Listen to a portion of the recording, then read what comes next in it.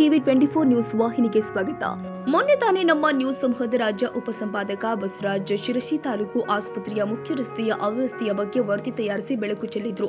ಇದಕ್ಕೆ ಕೂಡ ಎಚ್ಚೆತ್ತ ಉತ್ತರ ಕನ್ನಡ ಡಿಎಚ್ಒ ಡಾಕ್ಟರ್ ನೀರಜ್ ಹಾಗೂ ಆರೋಗ್ಯ ಇಲಾಖೆ ಇಂಜಿನಿಯರಿಂಗ್ ಉಪವಿಭಾಗದ ಹಾವೇರಿ ಉತ್ತರ ಕನ್ನಡ ಜಿಲ್ಲೆಗಳ ಸಹಾಯಕ ಕಾರ್ಯನಿರ್ವಾಹಕ ಅಭಿಯಂತರು ಆದ ಹರೀಶ್ ರವರು ಸ್ಥಳಕ್ಕೆ ಭೇಟಿ ಕೊಟ್ಟು ಈ ರಸ್ತೆಗೆ ತಾತ್ಕಾಲಿಕ ಕಾಯಕಲ್ಪ ನೀಡಲು ಕೆಲಸ ಆರಂಭಿಸಿ ದುರಸ್ತಿ ಮಾಡಿಸಿದ್ದಾರೆ.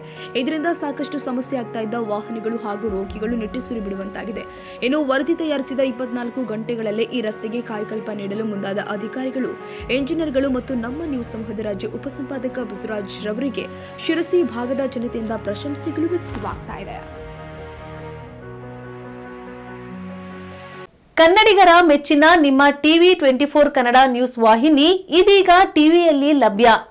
ಕರ್ನಾಟಕ ಮತ್ತು ದೇಶ ವಿದೇಶದ 360 ಡಿಗ್ರಿ ಸುದ್ದಿ ಹಾಗೂ ಉತ್ತರ ಕರ್ನಾಟಕ, ಬೆಳಗಾವಿ, ಬಾಗಲಕೋಟೆ, ಧಾರವಾಡ, ಹಾವೇರಿ, ಗದಗ, ಬಿಜಾಪುರ ಜಿಲ್ಲೆಯ ಕ್ಷಣ ಕ್ಷಣದ ವಿವರವನ್ನ ಪಡೆಯುವುದಕ್ಕೆ ಟಿವಿ 24 ಕನ್ನಡ ನ್ಯೂಸ್ ವಾಹಿನಿಯನ್ನ ಲೈಕ್ ಮಾಡಿ, ವಿಡಿಯೋಗಳನ್ನ ಶೇರ್ ಮಾಡಿ, ಕಮೆಂಟ್ ಮಾಡುವ ಮೂಲಕ ನಮ್ಮ ವಾಹಿನಿಗೆ ಸಹಕಾರ ನೀಡಿ ಮತ್ತು ಚಾನೆಲ್ ಅನ್ನ ಸಬ್ಸ್ಕ್ರೈಬ್ ಮಾಡಿ. Thank you.